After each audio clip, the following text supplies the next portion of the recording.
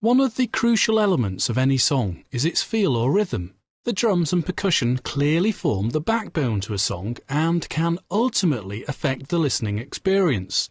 The same song can, for example, retain its tempo, but by trying out different drum or loop patterns, the movement or pace of the song appears to be completely different. In this tutorial, I'm going to use the loop browser to establish the groove of the song. To hear what fits your song, Cubase allows you to audition all the drum patterns or drum loops you have got saved on your hard drive, and can quickly be accessed via the loop browser found under Media, then down to Open Loop Browser with a shortcut of F6 on a PC. Once open, by focusing on Category here on the left of a loop browser, you can narrow your focus by clicking on a style. I'm going to choose Drum and Percussion. Then, here in the subcategory, I'll further focus on beats. I could carry on narrowing down my search by clicking within the Style, Substyle and Character panes, but for this example I'm happy at beats in the subcategory level.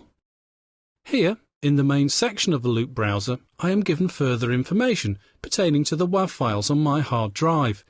As I click on a beat name, notice at the bottom of your screen, in what's called the Scope pane, the visual representation of a WAV file appears. And to hear it, you can press the play buttons here at the top left of a scope area.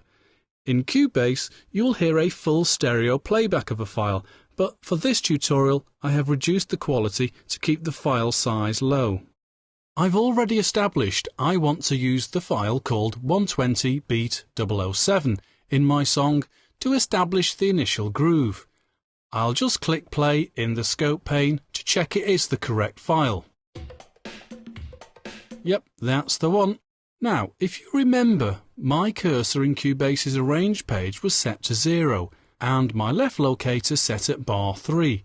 So, because I want the beat to start at the left locator rather than the cursor position, I just right-click the file name and choose the appropriate function. So, I'll right-click and Insert into Project, then choose from the 3 available options.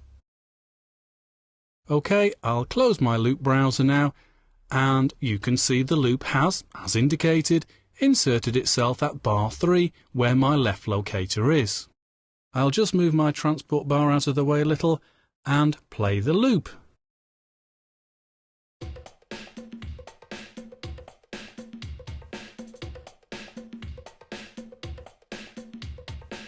Good stuff.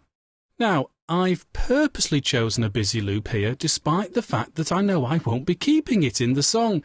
Why? Have you gone mad, Struthers? Why are you wasting your time? Well, I'm not. It's a tip I picked up a long time ago to make your finished song better arranged. It works like this. If I have a busy loop, it means subsequent instrument parts get underplayed. This is a good thing, because it then allows the vocal much more room to breathe, and on the whole it's the vocal that takes centre stage.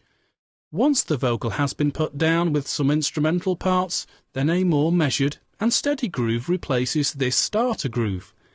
Additionally, this starter groove allows me to quantize other instruments locked to this loop. Consequently, if you play most of the instruments yourself, you'll find this method makes it sound more like more players were involved.